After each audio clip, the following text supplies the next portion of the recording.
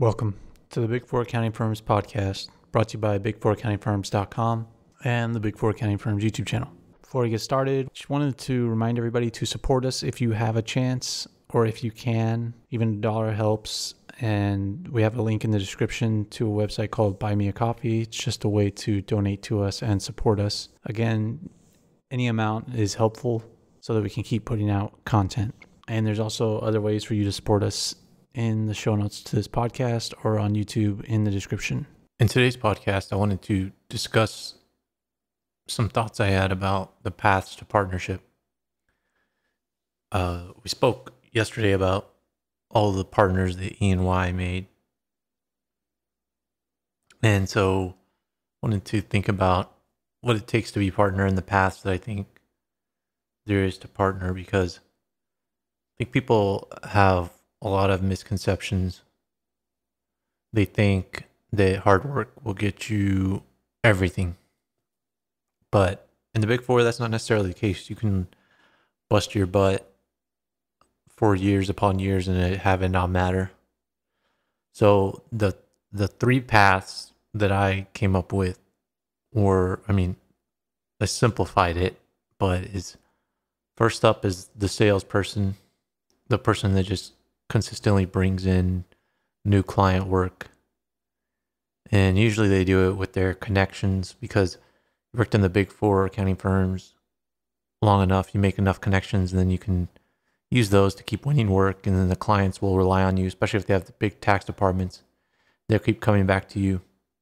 And maybe you didn't win it through your connections, maybe you just inherited it from a partner that they retired, and so you win a lot of work. And maybe it's not even winning work. Maybe it's just managing a really large client, because you could inherit a really big account or inherit a piece of a really big account because there's multiple partners on one large account. And that's just what you do. Or that's just how you make partner, because there's actually a business case for you to make partner. The next path that I came up with is being technical. You can be extremely technical, whether it's in tax or accounting or some other field, when you're in advisory. And the reason you make partner in this case is because you either get the firm more sales because of they want to hire you, the clients want to hire you to give them advice, or another way that you would be useful and become partner is that the other partners take you out to their clients to advise them. Because a lot of partners in the Big Four accounting firms, as I said before, are just sort of administrative. They're there for the clients to call whenever their clients have a problem, and they just maintain the account, but they're not actually technical at all. And when they have technical questions, they reach out to other partners. And if you're on the technical path, then that's how you'd make partner. And the way you do that is you're either in a field of the Big Four where you're learning all the time and you become technical, or you take time out of your day. And the way to really do this is focus on the most difficult area in your practice. And it should become pretty obvious, whether it's M&A or international work or some derivative of that. You'll see it, and then you'll see a lot of people steer away from it, or maybe you have to go into a specialty group to specialize in it. But laws are changing, accounting principles are changing all the time. So new technical areas are showing up, like cryptocurrencies, cannabis, etc. And so there's space to become technical in a way to make partner. And then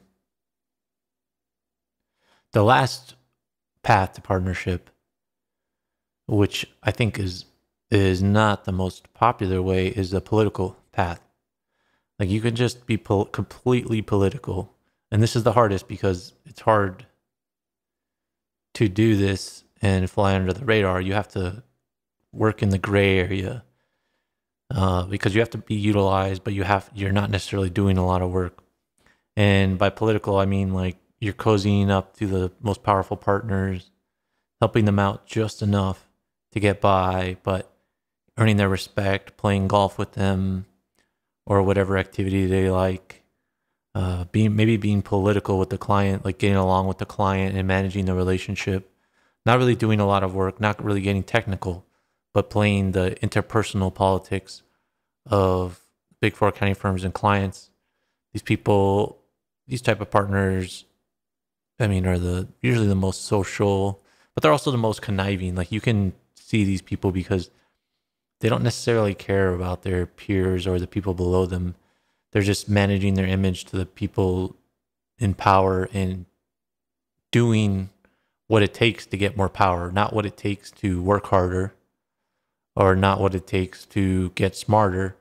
It's just doing enough to gain political power and move up the ranks and earn more money and get more titles. And a lot of partners in the big four accounting firms have a mix of these three, but each partner, in my view, is like really strong in one of these areas. So, I mean, those are the paths. And notice, as I said in the beginning, it's not like hard work is not going to get you to partnership.